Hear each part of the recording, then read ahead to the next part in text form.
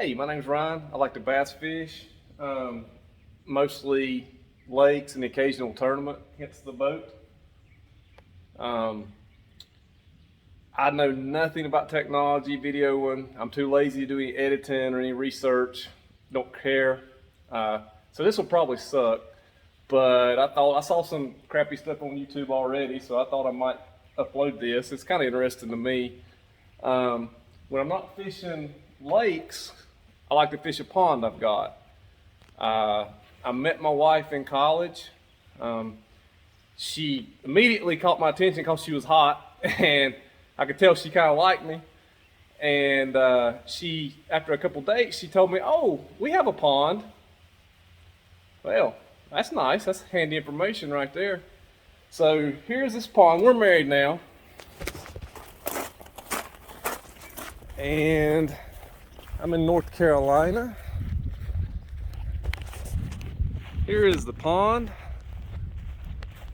It's about 1.6 acres. I built my house near it. I've always wanted to have a pond when I was growing up. It's awesome that I have one. I've caught some studs in there, mainly 3 over the past 20 something years, but the fishing isn't great. Most you catch are, I don't know, 8-10 inches. I want to try to rejuvenate the pond. That's going to be my first series of videos if I do post this. If it sucks, well, I mean, it's going to suck, but if I hate it, I'm just going to delete this. But anyway, I want to rejuvenate the pond, and I was looking into steps to do that, and it seemed kind of interesting to me, some of the things you could do. First and foremost is to harvest the small bass. This pond was built in 1960. It's been catch and release about the whole time. Harvesting the bass is the most important, but it's hard for me to do because 1, like the bass are too small to eat, and 2, I don't have the heart to throw them in the bushes. I just think it's kind of mean. I used to have a couple of buddies' ponds I could take them to. I'd catch like 10 or 12 out, put them in a couple buckets, dump them in there, but those guys have kind of moved away, other people on the ponds, so really can't do that now.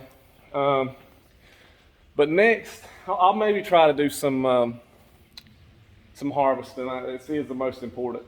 Next would be the fertilizer, and I've got a couple different kinds of fertilizer. I may not get into specifics of testing pH and all that. We'll see.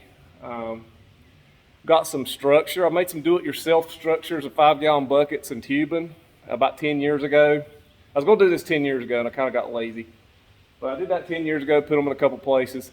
I got high-tech, ordered a honey hole shrub, got it together in my basement, and a honey hole tree.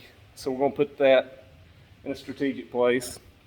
I have a rock pile, which is going to be a lot of work, but I'm going to try to put a rock pile in there. The guys I asked a question on Pond Boss for them. They said that was a great idea if I could do it. I'm going to order some supplemental forage. And maybe some F1s. So I don't know if this will work with the bass population already being in there, but we're going to give it a shot. I'm going to try to improve the fish in there. It'll probably take at least 3 years to notice any big difference, but these series of videos are going to be me doing that. If anybody watches, or if it turns out okay, or if this isn't too much a pain in the butt, I may do some tournaments, although I kind of hate to do that because it's a pain in the butt to have a camera running during a tournament. And if you catch a fish, like every local person, not that I'm worth a damn, but every local person's going to be on your area if they recognize it. But the tournaments will be kind of fun, and maybe some other funny stuff. So hope you like the channel. Thanks.